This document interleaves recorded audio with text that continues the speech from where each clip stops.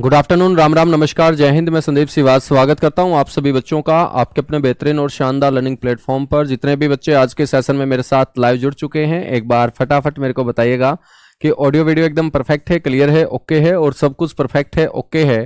तो माँ सरस्वती के आशीर्वाद से बच्चों स्टार्ट करते हैं आज का अपना सेशन।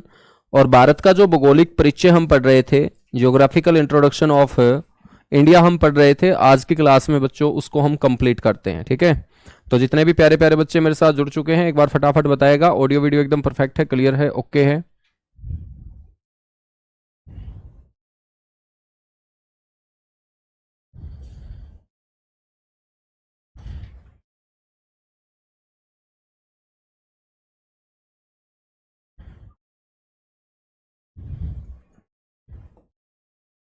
बच्चों हम पढ़ रहे थे आइलैंड ग्रुप।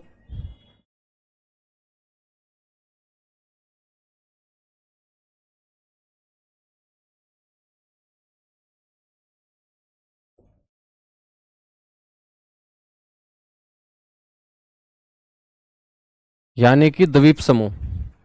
और आइलैंड ग्रुप के अंदर बच्चों हमने डिस्कस कर लिया था अंडमान निकोबार आइलैंड ग्रुप को। आज हम चर्चा करेंगे किसकी? लक्षद्वीप आइलैंड ग्रुप की। तो सभी बच्चे हेडिंग डालिएगा।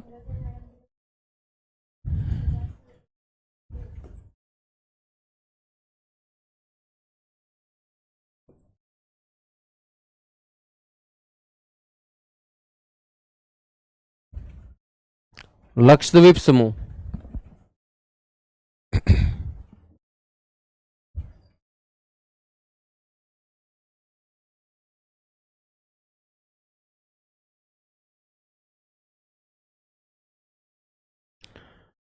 बच्चों लक्षद्वीप जो है वो हमारा क्या है? यूनियन टेरिटरी, केंद्र शासित प्रदेश भी है। तो सबसे पहला पॉइंट तो आपको ये पता होना चाहिए कि लक्षद्वीप जो है ये केंद्र शासित प्रदेश है।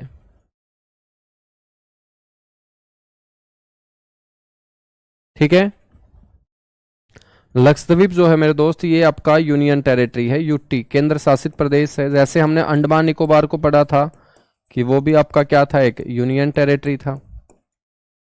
तो ये भी क्या है मेरे दोस्त? यूनियन टेरिटरी है। लक्षद्वीप की यदि आपसे कोई पूछ ले कि कैपिटल, राजधानी मेरे दोस्त कौन सी है, तो आप बोलेंगे कावरती या कावारती। मेरे दोस्त लक्षद्वीप की कैपिटल है। आपसे कोई पूछ ले कि लक्षद्वीप के सबसे नजदीक जो राज्य है वो कौन सा है, लक्षद्वीप के नजदीक राज्य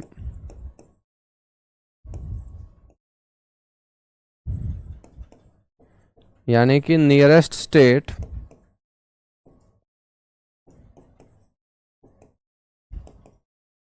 मेरे दोस्त वो कौन सा होगा, तो आप सारे के सारे बच्चों को बोलना है वो केरला होगा।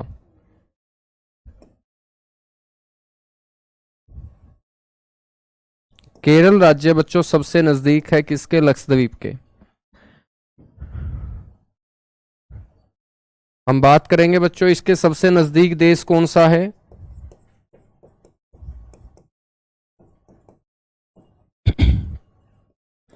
मेरे दोस्त सबसे नजदीक देश कौन सा होगा, तो आपको बोलना है मालदीव।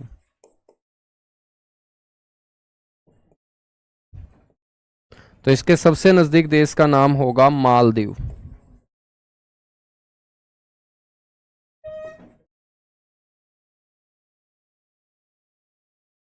मालदीव।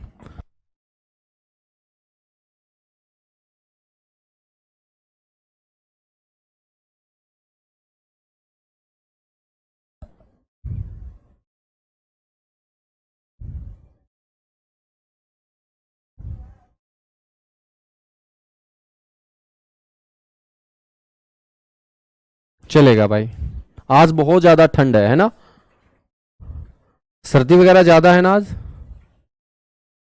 सर आप जम्मू कश्मीर से हो? नहीं बेटा, मैं युगांडा से हूं। ठीक है, हाँ। इंडिया से नहीं हूँ मैं, युगांडा से हूँ, ठीक है। और स्पेशल आप लोगों को पढ़ाने के लिए ही आया हूँ युगांडा से। चलेगा, आगे हम बात करेंगे। सबसे नजदीक देश होगा मालदीव। हम बात करेंगे कि लक्षद्वीप के ऊपर जब लोग रहते हैं, लक्षद्वीप आपका सबसे छोटा केंद्र शासित प्रदेश होगा, स्मॉलेस्ट यूटी होगा ये आपका, सबसे छोटा केंद्र शासित प्रदेश होगा। 8 केंद्र शासित प्रदेश अपने देश के अंदर है, तो उनमें सबसे छोटा केंद्र शासित प्रदेश, चाहे हम अकॉर्डिंग टू एरिया या अकॉर्डिंग टू पॉपुलेशन, चाहे हम जनसंख्या का जिक्र करें या हम मेरे दोस्त क्षेत्रफल का जिक्र करें, तो जनसंख्या और क्षेत्रफल दोनों के आधार पे, जनसंख्या व क्षेत्रफल के आधार पर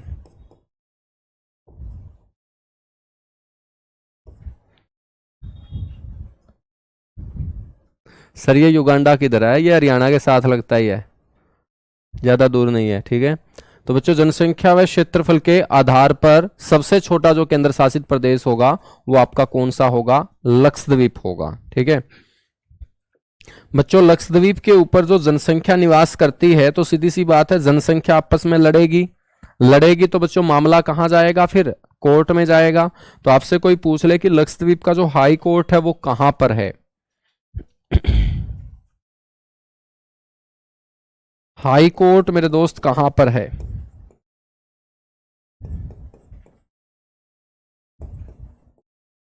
लक्षद्वीप का जो हाई कोर्ट है वो आपको बोलना है एर्नाकुलम के अंदर, और एर्नाकुलम जो है मेरे दोस्त वो कहां है? केरल राज्य में। तो केरल राज्य का हाई कोर्ट ही लक्षद्वीप का क्या होगा? हाई कोर्ट होगा, ठीक है। बच्चों लक्षद्वीप समूह में जो टोटल आइलैंड होंगे,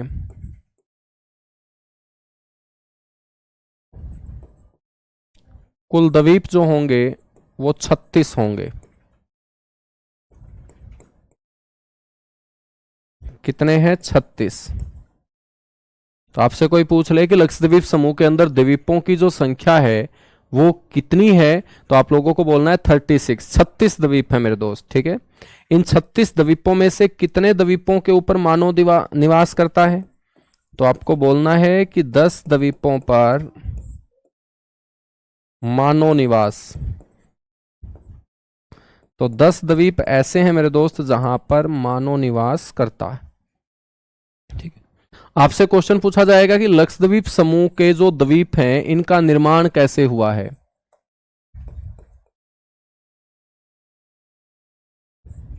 फॉर्मेशन ऑफ आइलैंड, द्वीपों का जो निर्माण हुआ मेरे दोस्त, जो अरब सागर के द्वीप हैं जिनको हमने लक्षद्वीप समूह बोला, उनका निर्माण कैसे हुआ? तो आपको पता होना चाहिए कि उनका निर्माण हुआ है कोरल से। ये सारे के सारे कोरल यानी कि परवाल है मेरे दोस्त। तो आपसे क्वेश्चन पूछ ले कि कौन से समूह के आइलैंड आपके कोरल आइलैंड हैं, तो ये सारे के सारे आपके किस टाइप के आइलैंड होंगे? कोरल आइलैंड होंगे। तो सर ये कोरल क्या होता है जिसको हमने हिंदी में परवाल बोला? तो आपसे कोई पूछ ले कि ये जो कोरल है, ये परवाल है, ये क्या होता है? बेटा ये परवाल एक समुद्री जीव होता है, समुद्र के अंदर कम गहराई में पाया जाने वाला ये जीव होता है, जो अरबों करोड़ों की संख्या में पाया जाता है, और इन परवालों के द्वारा जो अपशिष्ट पदार्थ छोड़ा जाता है,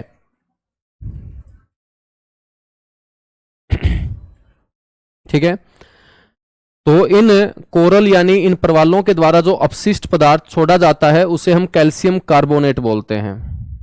बेटा कैसे भी बोल दो इसको, कावारती भी बोल देते हैं, कावर्ती भी बोल देते हैं, कवारती भी बोल देते हैं ना। बोलने का अलग अलग सेंस होता है, सभी का बोलने का अलग अलग सेंस होता है। जैसे अमेरिका के अंग्रेज अलग तरीके से बोलेंगे इंडिया, है ना, और इंग्लैंड वाले अंग्रेज अलग तरीके से बोलेंगे। अपने वाले अंग्रेज जो भारत में अंग्रेज हैं वो अलग तरीके से बोलेंगे। ठीक है, तो सभी का अलग अलग सेंस होता है, बोलने में कुछ नहीं होगा, है ना। तो कैसे भी लिख लो सेम रहेगा। तो बेटा हम बात कर रहे थे कि जो कोरल है यानी प्रवाल है, ये एक समुद्री जीव होता है, ये सिलेंट्रेटा कैटेगरी का जीव होता है, बहुत छोटा, ये अति सूक्ष्म जीव होता है, कम गहराई वाले पानी में ये पाया जाता है, अरबों करोड़ों की संख्या में ये इकट्ठे पाए जाते हैं, और इनके द्वारा जो अपशिष्ट पदार्थ छोड़ा जाता है ना, ठीक है, अपशिष्ट पदार्थ जो छोड़ा जाता है उसे हम कैल्शियम कार्बोनेट बोलते हैं। और वो कैल्शियम कार्बोनेट बच्चों धीरे धीरे पानी के संपर्क में आकर क्या बना देगा, मजबूत चट्टानें बना देगा। और यही मजबूत चट्टानें जब पानी के ऊपर आ जाएंगी तो मेरे दोस्त इन मजबूत चट्टानों को हम क्या बोल देते हैं, आइलैंड बोल देते हैं, द्वीप बोल देते हैं। क्या बोल देते हैं, द्वीप बोल देते हैं। ठीक है, यहां तक बातें क्लियर हुई, चलेगा। हम बात करें तो लक्षद्वीप का जो सबसे बड़ा द्वीप है बच्चों वो कौन सा है, उसको लेकर हम चर्चा करते हैं।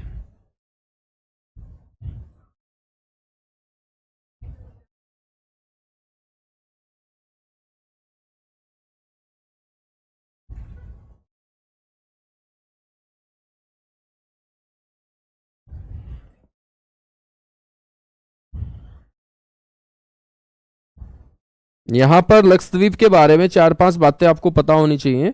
उसके बाद हम सारे के सारे द्वीप जो लक्षद्वीप के हैं वो मैप के ऊपर दर्शाएंगे। ठीक है, आपसे कोई पूछ रहे कि सबसे बड़ा द्वीप कौन सा है, लार्जेस्ट आइलैंड,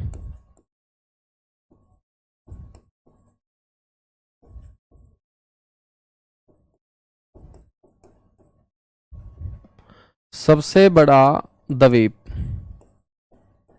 लक्षद्वीप समूह का सबसे बड़ा जो द्वीप है बेटा वो है अंड्रायट।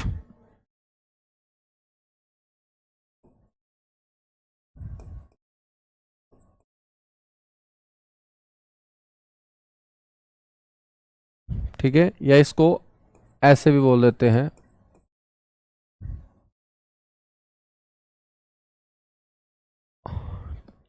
ये सबसे बड़ा द्वीप है।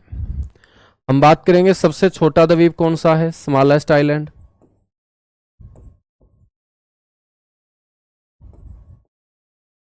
स्मॉलेस्ट आइलैंड सबसे छोटा द्वीप,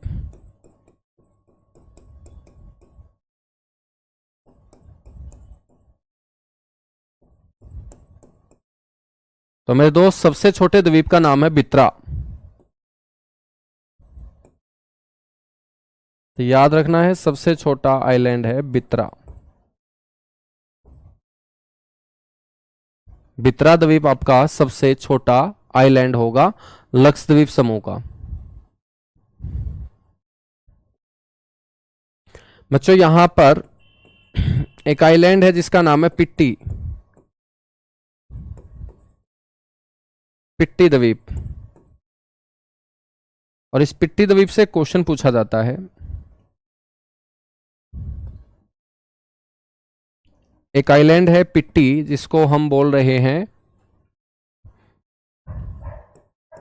बच्चों, ये एक ऐसा द्वीप है जहां पर कोई मानव निवास नहीं करता। ये एक ऐसा द्वीप है जहां पर कोई भी इंसान नहीं रहता है, मानव निवास नहीं करता है।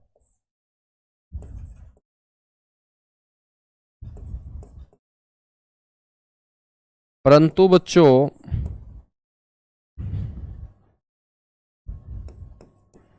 एक पक्षी अभयारण्य जिसे हम बोलेंगे बर्ड सेंचुरी,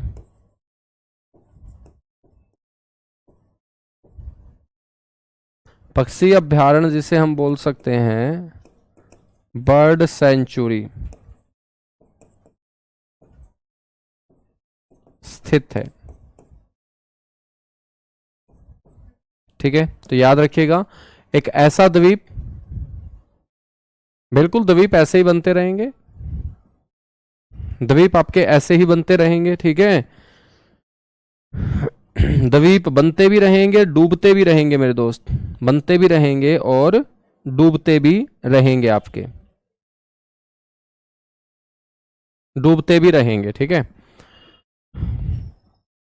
आपसे कोई पूछ ले कि लक्षद्वीप समूह का सबसे दक्षिणतम द्वीप कौन सा है, ये सारे के सारे क्वेश्चन हैं आपके जो एग्जाम में पूछे जाएंगे। तो लक्षद्वीप समूह का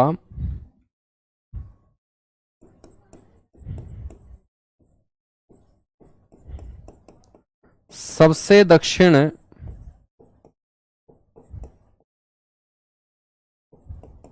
में स्थित द्वीप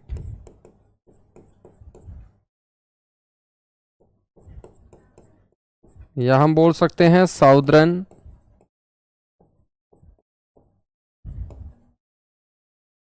आइलैंड ऑफ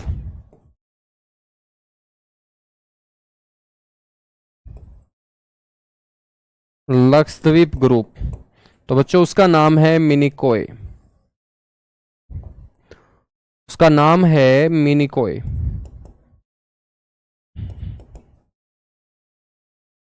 मिनिकोय मेरे दोस्त दूसरा सबसे बड़ा आइलैंड भी है लक्षद्वीप समूह का, सबसे दक्षिणतम भी है, और मिनिकोय के नजदीक ही मालदीव देश है। तो जो हमने पढ़ा था ना कि भाई लक्षद्वीप के सबसे नजदीक देश कौन सा है, मालदीव। तो बेटा आपसे कोई पूछ ले कि मालदीव जो देश है वो भारत के कौन से आइलैंड के सबसे नजदीक है, तो उस आइलैंड का नाम होगा मिनिकाय। और मिनिकाय जो आइलैंड है ये आपके लक्षद्वीप समूह का दूसरा सबसे बड़ा आइलैंड है। इसको हम बोलेंगे second largest island of Lakshadweep. ठीक है।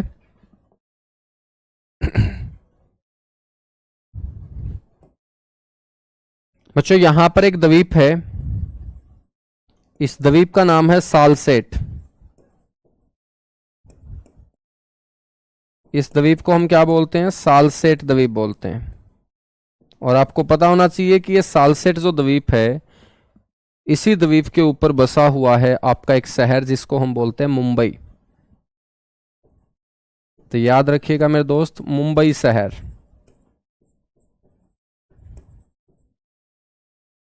बसा हुआ, तो मुंबई शहर कौन से द्वीप के ऊपर बसा हुआ है, सालसेट द्वीप के ऊपर बसा हुआ है। ठीक है बच्चों, यहां पर दो द्वीप हैं हमारे। एक द्वीप का नाम है अलियाबेट,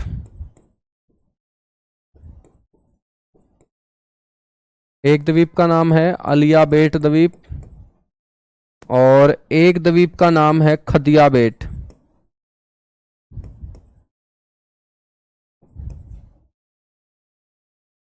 एक का नाम है अलियाबेट और एक का नाम है खदियाबेट द्वीप। ठीक है बच्चों, यहां पर एक द्वीप है जिसका नाम है वेलिंगटन द्वीप। वेलिंगटन द्वीप एक आपका कृत्रिम द्वीप है जो केरला राज्य में स्थित है।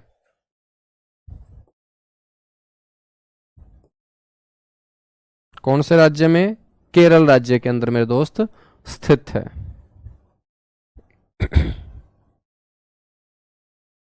ठीक है, फटाफट नोट कीजिएगा। यहां पर बिल्कुल एक और द्वीप है बच्चों, इसको हम बोलते हैं एलिफेंटा द्वीप।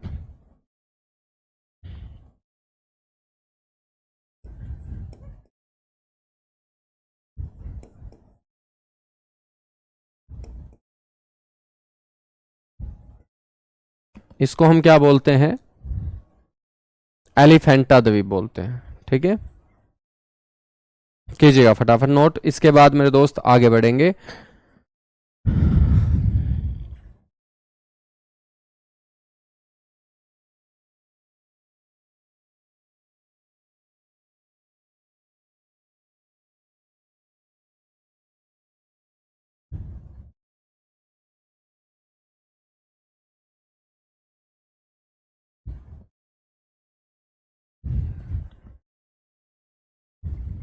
चलेगा मेरे दोस्त, नेक्स्ट हम देखते हैं।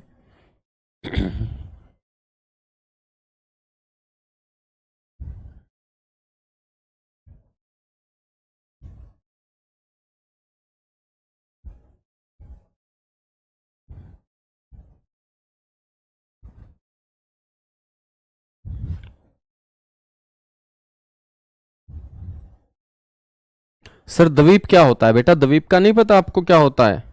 द्वीप का मतलब होता है कि वो जमीनी भाग जिसके चारों ओर क्या हो बच्चों, जल हो, उसी को हम द्वीप बोलते हैं। जैसे आपके गांव के तालाब में कोई बच्चों चट्टान है पानी के बीचों बीच, तो तालाब के बीचों बीच वो चट्टान आपके लिए जमीन का काम करेगी, उसके ऊपर आप बैठ के आराम से धूप सेक सकते हो, ठीक है। भैंसों को मेरे दोस्त बाठे मार सकते हो। तो वो आपका जो चट्टान आपके तालाब के अंदर है, उस चट्टान के चारों ओर जो पानी गिरा हुआ है, उसी को हम क्या बोलते हैं? उसी को मेरे दोस्त हम बोलते हैं द्वीप, यानी कि आइलैंड। कितनी?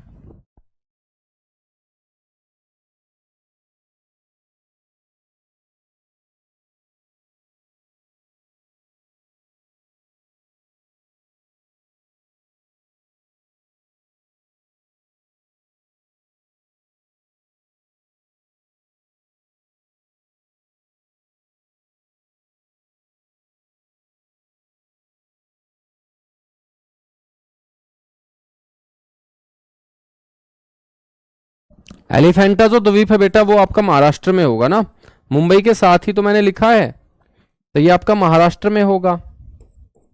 अलिया बेट, खदिया बेट दोनों गुजरात के अंदर हैं। नर्मदा और तापी नदी के मुहाने पर आपके अलिया बेट और खदिया बेट हैं। अलिया बेट और खदिया बेट हैं, ठीक है।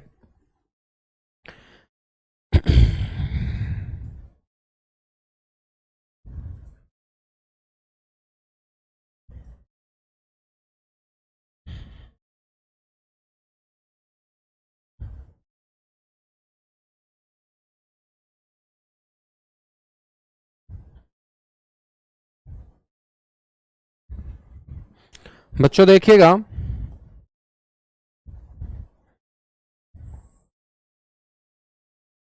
यहां से जो अक्षांश गुजर रहा है,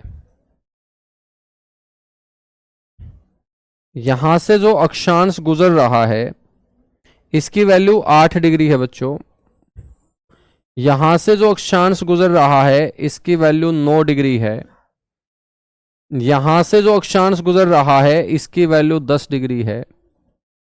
यहां से जो अक्षांश गुजर रहा है इसकी वैल्यू 11 डिग्री है। ऐसे हम मान लेते हैं, ठीक है, कि ये आपका 8 डिग्री अक्षांश है तो इसको हम 8 डिग्री चैनल बोल देंगे। बेटा ये 9 डिग्री अक्षांश है तो इसको 9 डिग्री चैनल बोल देंगे। इसके ऊपर 10 डिग्री चैनल बोल देंगे और इसके ऊपर 11 डिग्री चैनल हम बोल देंगे, ठीक है। बच्चों हम बात करें तो यहां पर एक देश है, इस देश का नाम है मालदीव।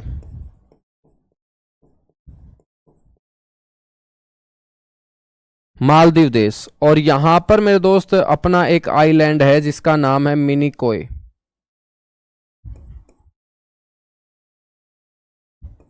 कौन सा आइलैंड है ये?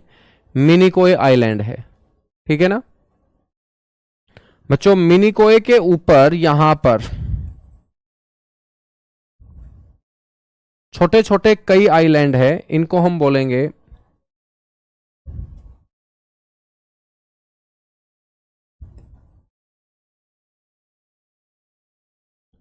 लक्षद्वीप। क्या बोलेंगे? लक्षद्वीप।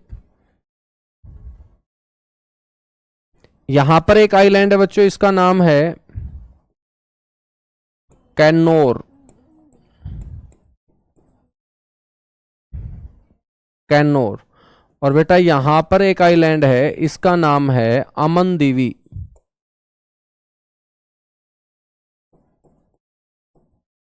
कौन सा आइलैंड? अमनदीवी, ठीक है। अब मैं आप लोगों से पूछ रहा हूं कि 8 डिग्री चैनल किसको किससे अलग करेगा, तो आप लोग लिख देंगे कि 8 डिग्री चैनल जो अलग करेगा ना, ये मालदीव को मिनिकॉय से अलग करेगा। तो मालदीव को मिनिकॉय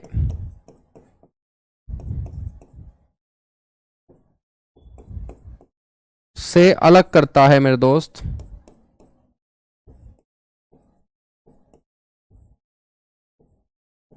मालदीव को मिनिकॉय से अलग करता है 8 डिग्री चैनल। तो 9 डिग्री चैनल किसको अलग करेगा? 9 डिग्री चैनल में हम लिख देंगे कि ये अलग करेगा मिनिकॉय को लक्षद्वीप से।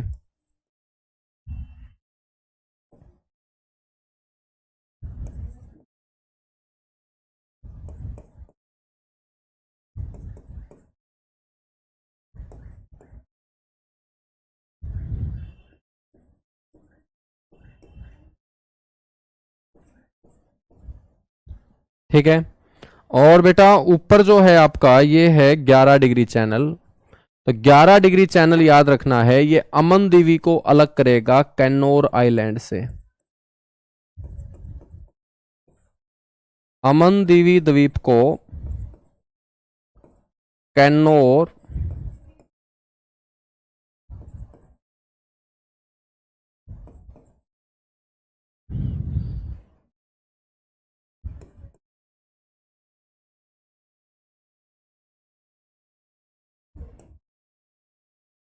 से अलग करता है मेरे दोस्त 11 डिग्री चैनल। ठीक है ना। तो ये आपको 3 चैनल यहां पर याद रखने हैं लक्षद्वीप समूह में, एक 8 डिग्री, एक 9 डिग्री, 10 डिग्री हमने पढ़ ही लिया था, अंडमान को निकोबार से अलग करता है, या लघु अंडमान को कार निकोबार से अलग करता है 10 डिग्री चैनल। बच्चों एक चैनल और आपको मैंने नया बताया है 11 डिग्री चैनल। ठीक है ना। तो आप लोगों को याद रखना है कि 11 डिग्री चैनल किसको अलग करेगा, 11 डिग्री चैनल अलग करेगा सर अमन दीवी को कैनोर आइलैंड से।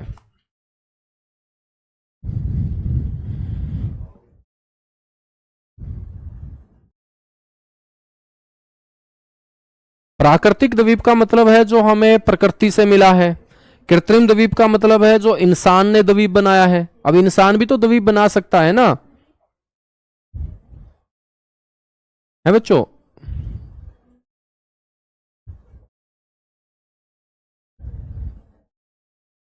हाँ बिल्कुल, ये सारे के सारे लक्षद्वीप समूह के आइलैंड हैं। ये सारे के सारे लक्षद्वीप समूह के आपके क्या हैं, आइलैंड हैं। ठीक है। और लक्षद्वीप के ऊपर पाए जाने वाली जो जनजाति है बच्चों उसका नाम है वासी। तो यहां पर ध्यान रखना है लक्षद्वीप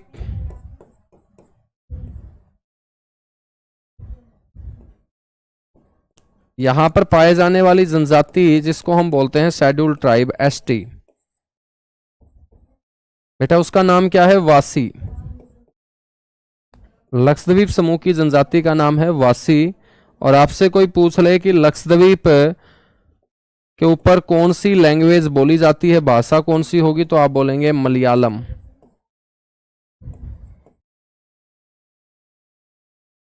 मलयालम। ठीक है ना। तो ये हमारा बच्चों द्वीप समूह जो है वो कंप्लीट हुआ। द्वीप समूह के बाद अब अपना लास्ट पार्ट पेंडिंग है, फटाफट नोट कीजिएगा, डन लिखिएगा। लास्ट पार्ट का नाम होगा हमारा उत्तर के मैदानी भाग। ठीक है। तो अपने नॉर्थ इंडिया के अंदर जो मैदानी भाग है बच्चों उसको हम डिस्कस करेंगे, उसको हम डिस्कस करेंगे।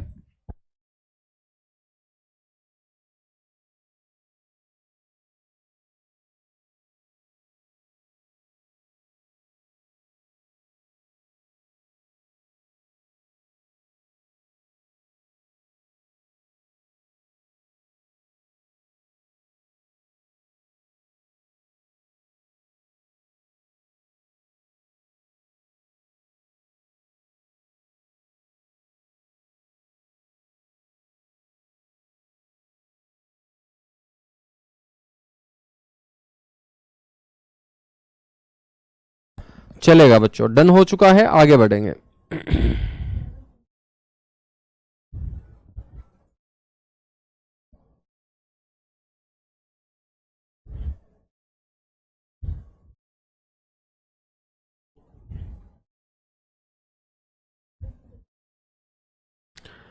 हेडिंग डालिएगा बच्चों उत्तर भारत के मैदानी भाग। तो सबसे पहले तो ये समझेंगे ना कि भाई उत्तर भारत कौन सा है, तो सारे के सारे बच्चे बोलेंगे कि जो सिर की दिशा में है। और सिर की दिशा कौन सी होगी बच्चों, ये वाली होगी। तो कर्क रेखा से ऊपर यदि भारत के बीचों बीच ये रेखा गुजरती है बच्चों, तो यही रेखा तो भारत को 2 बराबर भागों में बांटती है, जिसका नाम है ट्रॉपिक ऑफ कैंसर।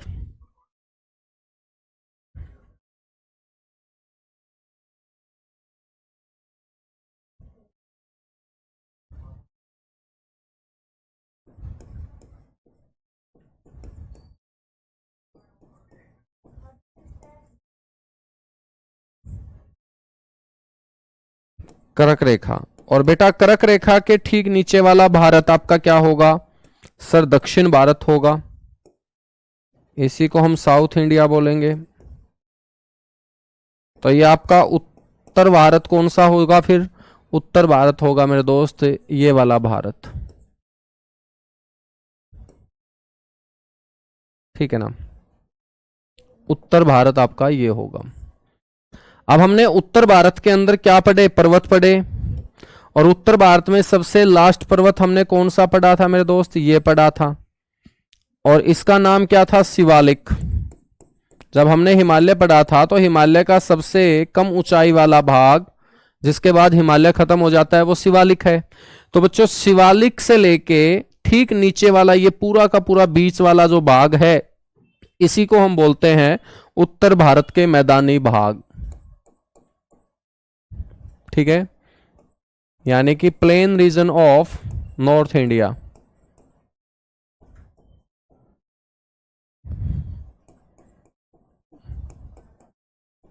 और कल से हम नदियां पढ़ना स्टार्ट करेंगे मेरे दोस्त। कल से हम अपने भारत की नदियां, नदियों के ऊपर बने डैम, नदियों के किनारे बसे नगर, ठीक है, भारत की जो प्रसिद्ध झीलें होंगी उनके बारे में चर्चा करेंगे। तो उत्तर भारत के मैदानी भाग हम पढ़ रहे हैं, तो ये बीच वाली जो आपकी बेल्ट होगी ये आपकी मैदानी भाग होगी। अब मैं आप लोगों से पूछूं कि मैदानों का निर्माण कौन करता है? ये जो मैदानी भाग है इनका निर्माण किसने किया? तो आप लोग बोलेंगे नदियों के जल के द्वारा जो मिट्टी बहाकर लाई गई उस मिट्टी ने मेरे दोस्त ये मैदानी भाग बनाया। नदियों द्वारा बहाकर लाई गई मिट्टी, नदियां अपने जल के साथ मिट्टी बहा के लेके आती हैं, तो उसी मिट्टी से मेरे दोस्त मैदानी भाग आपका बनता चला जाएगा। तो यहां पर फिर हम कौन सी नदी पढ़ेंगे? यहां पर जो यहां पर नदी बह रही होगी बच्चों, ये तो सिंधु नदी है, ये तो सिंधु नदी है। तो सिंधु के साथ साथ यहां पर मेरे दोस्त जो नदी होगी उसका नाम होगा सतलुज। तो सतलुज नदी से मेरे दोस्त हम बात करें, सतलुज के बाद यहां से बहुत सारी और नदियां बहेंगी, और बिल्कुल पूर्व में यहां पर जो नदी बहती है उसको हम बोलते हैं ब्रह्मपुत्र। तो सतलुज से लेके ब्रह्मपुत्र नदी के बीच का जो ये मैदानी भाग आपको नजर आएगा बच्चों, इसी को हम पढ़ने वाले हैं। तो आपसे कोई पूछ ले कि उत्तर भारत के मैदानी भाग कौन सी दो नदियों के बीच फैले हुए हैं, तो हम बोल देंगे सतलुज नदी से लेके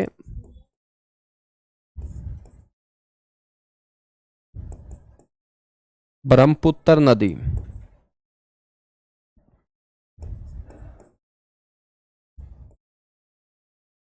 के बीच स्थित मैदान है मेरे दोस्त ये, ठीक है। ये जो बच्चों हम पढ़ने वाले हैं ना, इनको हम 5 भागों में बांट के चलेंगे। पहला जो मैदान होगा उसे बोलेंगे बाबर मैदान,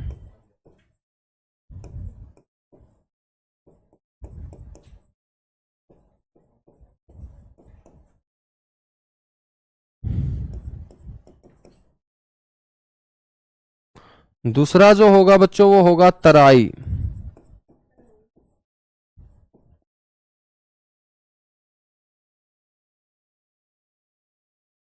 तराई मैदान।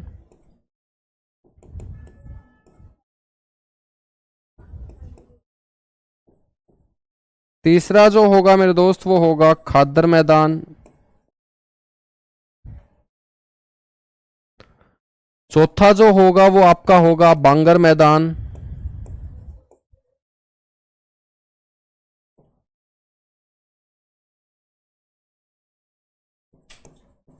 और पांचवा जो भाग होगा वो आपका होगा डेल्टाई मैदान।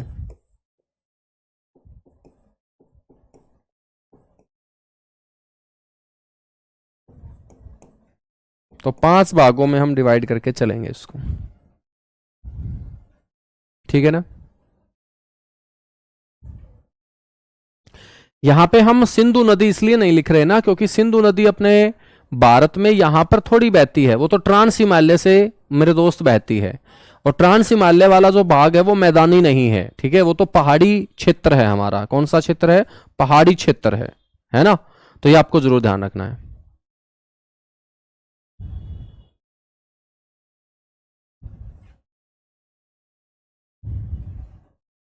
ठीक है, चीजें समझ में आई? बिल्कुल समझ में आई, चलेगा। अब हम बात करते हैं बच्चों, शिवालिक के ठीक नीचे, शिवालिक के ठीक नीचे यहां पर आपको बड़े बड़े कंकड़ पत्थर नजर आएंगे।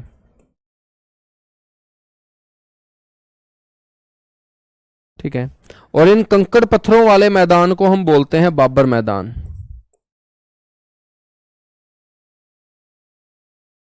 इनको क्या बोल देंगे हम सर? इनको हम बाबर मैदान बोल देंगे। क्या बोल देंगे? इनको हम बाबर मैदान बोल देंगे। ठीक है मेरे दोस्त, बाबर मैदान से आगे हम चर्चा करेंगे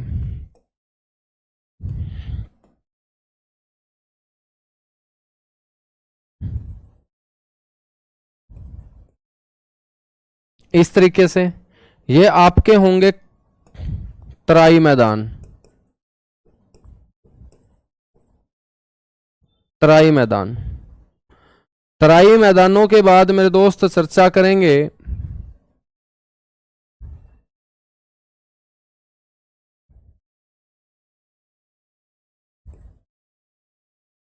तो तराई मैदानों के बाद हम चर्चा करेंगे तो ये ऊपर वाले जो मैदान ऊंचे हैं इनको हम बोलेंगे खादर,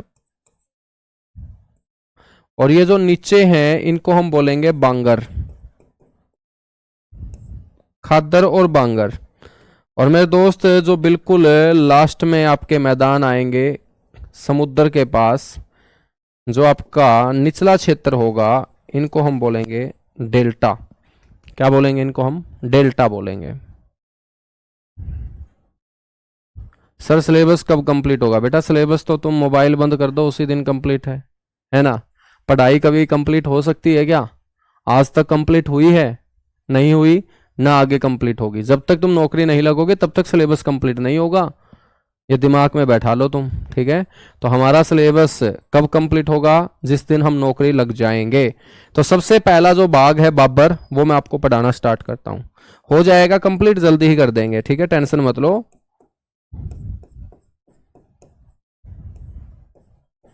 जल्दी ही कंप्लीट आपका कर देंगे।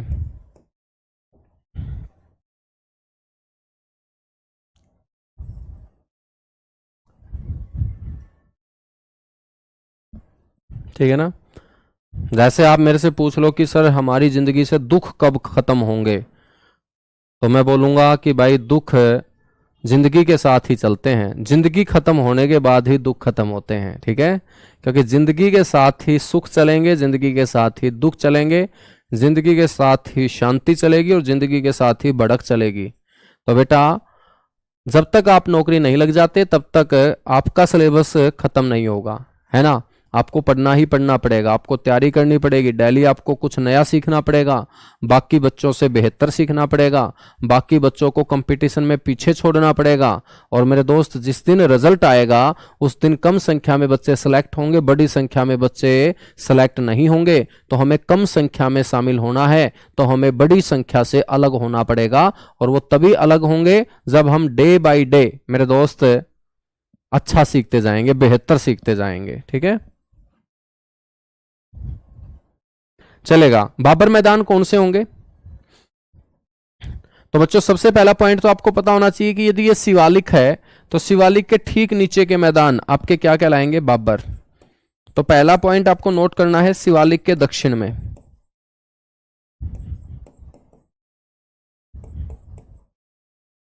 शिवालिक के दक्षिण में स्थित, located in south of Shivalik हम बोलेंगे। मेरे दोस्त आपको ध्यान रखना है कि इनका जो निर्माण है ना वो बड़े बड़े कंकड़ पत्थरों से हुआ है। बाबर मैदानों के अंदर आपको बड़े बड़े कंकड़ पत्थर जो है वो नजर आएंगे। ये कंकड़ पत्थर नदियों के जल के द्वारा बहाकर लाए गए हैं। तो बड़े बड़े कंकड़ पत्थरों से इनका क्या हुआ है? निर्माण हुआ है। बच्चों यदि इनका निर्माण बड़े बड़े कंकड़ पत्थरों से हुआ है तो यहां पर खेती बाड़ी करना मुश्किल हो जाएगा, क्योंकि यहां पर समतल मैदान नहीं बल्कि बड़े बड़े कंकड़ पत्थरों वाला मैदान है। तो ये जो आपका क्षेत्र होगा ना, ये अनप्रोडक्टिव होगा, अनउपजाऊ क्षेत्र होता है। बाबर मैदान आपके क्या होंगे? अनउपजाऊ क्षेत्र होंगे। ये आपका अनउपजाऊ क्षेत्र होता है। ठीक है, बाबर मैदान के बाद मेरे दोस्त हम बात करेंगे यहां पर खादर की। खादर से पहले तराई की।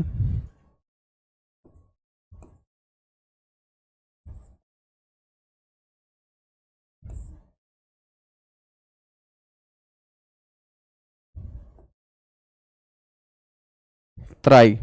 बच्चों तराई में भी सिर्फ आपको दो बातें ध्यान रखनी है कि तराई मैदान पहले तो आपको पता होना चाहिए कि कहां पर है, तो हम बोलेंगे बाबर के ठीक दक्षिण में। बाबर के नीचे के मैदान है तो बाबर के नीचे का मतलब है कौन सी साइड, साउथ, तो बाबर के दक्षिण में स्थित। ठीक है। तराई मैदान जो होते हैं बच्चों ये प्रोडक्टिव होते हैं, उपजाऊ होते हैं।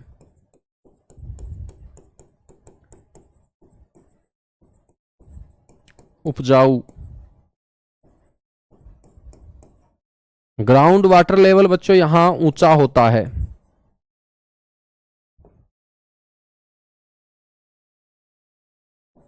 ग्राउंड वाटर लेवल यानी कि भूमिगत जल स्तर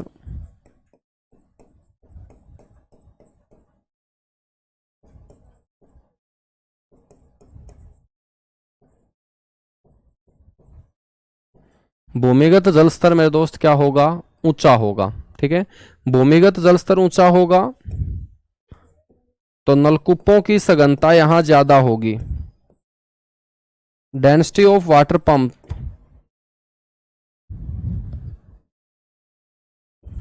नलकूपों की सघनता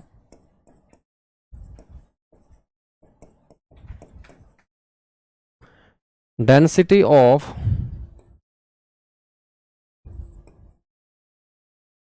वाटर पंप इज हाई। तो नलकूपों की सघनता यहां सबसे ज्यादा, यानी कि यहां पर छोटी सी जमीन के ऊपर आपको ज्यादा से ज्यादा वाटर पंप नलकूप देखने को मिलेंगे। तराई मैदानों के बाद मेरे दोस्त याद रखिएगा आप लोग खादर मैदान,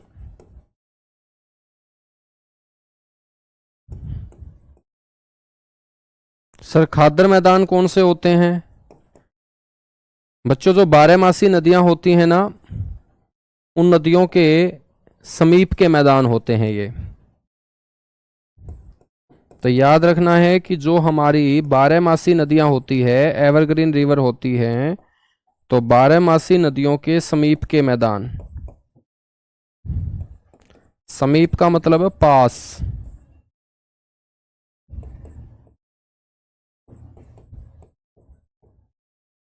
ठीक है। और जो समीप के मैदान होंगे तो बार बार नदियों के जल के साथ जो मिट्टी बहा के लाई जाएगी उसे हम क्या बोलेंगे, नवीनतम जलोढ़ मिट्टी बोलेंगे, न्यू एल्यूविल सोयल बोलेंगे। तो नवीनतम जलोढ़ मिट्टी से बने मैदानों को हम खादर मैदान बोलते हैं बच्चों।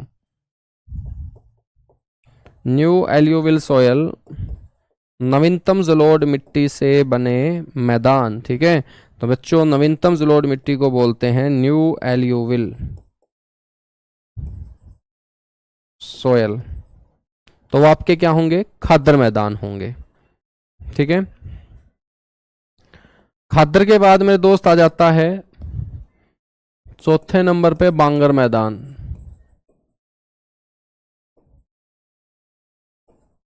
बांगर मैदान कौन से होंगे मेरे दोस्त, जिन मैदानों की मिट्टी क्या हो चुकी है, पुरानी हो चुकी है। तो नई जलोढ़ मिट्टी से बने मैदान यदि खादर कहलाएंगे तो पुरानी जलोढ़ मिट्टी से बने मैदान बांगर कहलाएंगे।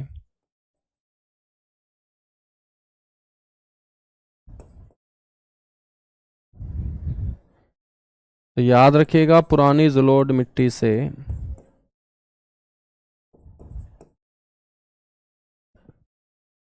बने मैदान है बच्चों ये। और पुरानी जलोढ़ मिट्टी कहाँ होगी, जो बारहमासी नदियों से दूर के मैदान है वहां पर मिट्टी क्या होगी बेटा, पुरानी होगी। तो बारहमासी नदियों से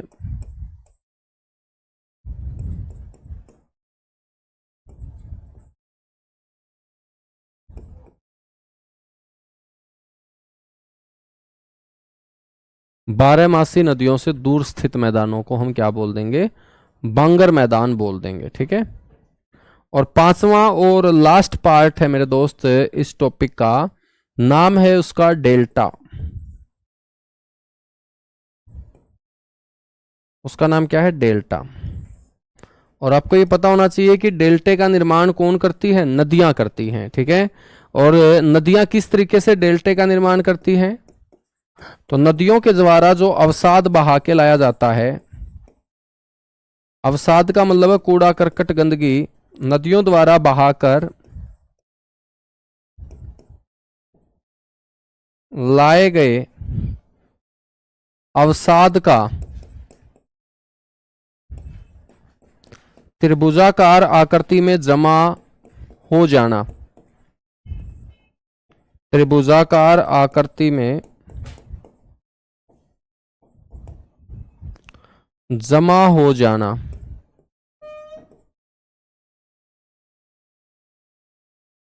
ठीक है।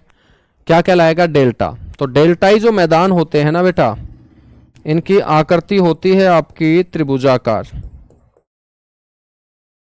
नदियों के जल के द्वारा बहाकर लाए गए अवसाद से इन मैदानों का निर्माण होता है और ये अवसाद ट्रायंगुलर शेप में त्रिभुजाकार आकृति में जमा होते हैं, ठीक है। हम बात करें कि ये डेल्टा शब्द किसने दिया था,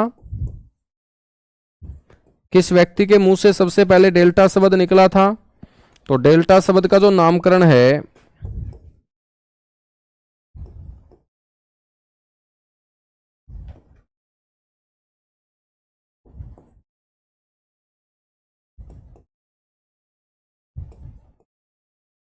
वो हेरोडोटस के द्वारा किया गया था, ठीक है ना, याद रखिएगा।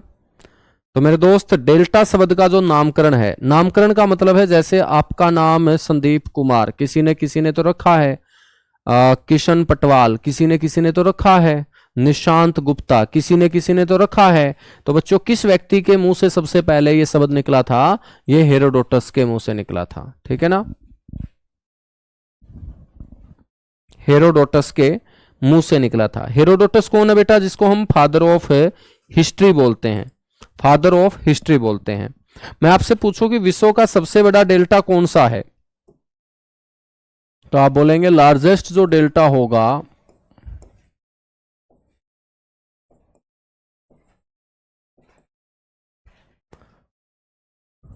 विश्व का सबसे बड़ा डेल्टा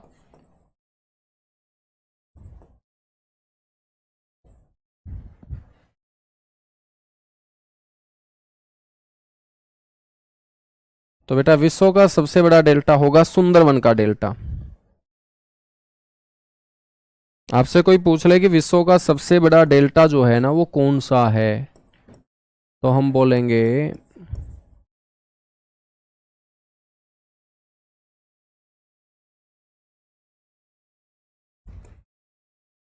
वो सुंदरवन का डेल्टा होगा, ठीक है। सुंदरवन का जो डेल्टा है बच्चों, इसका विस्तार आपसे कोई पूछ ले तो हम बोलेंगे 10,000 वर्ग किलोमीटर में, लगभग 10,000 वर्ग किलोमीटर के अंदर सुंदरवन का डेल्टा फैला हुआ है। और ये जो सुंदरवन का डेल्टा है 10,000 वर्ग किलोमीटर में बच्चों हम बात करें तो इनमें से 6,000 वर्ग किलोमीटर का एरिया जो है वो बांग्लादेश में है।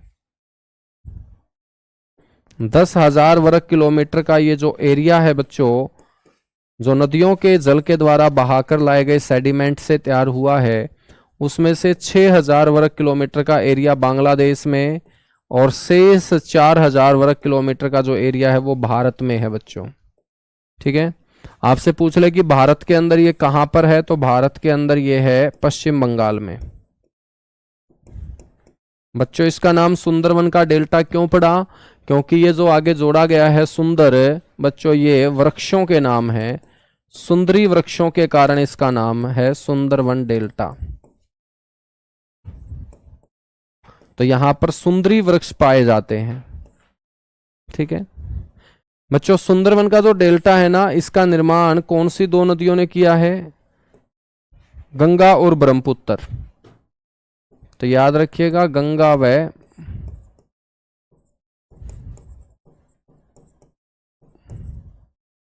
ब्रह्मपुत्र नदियों द्वारा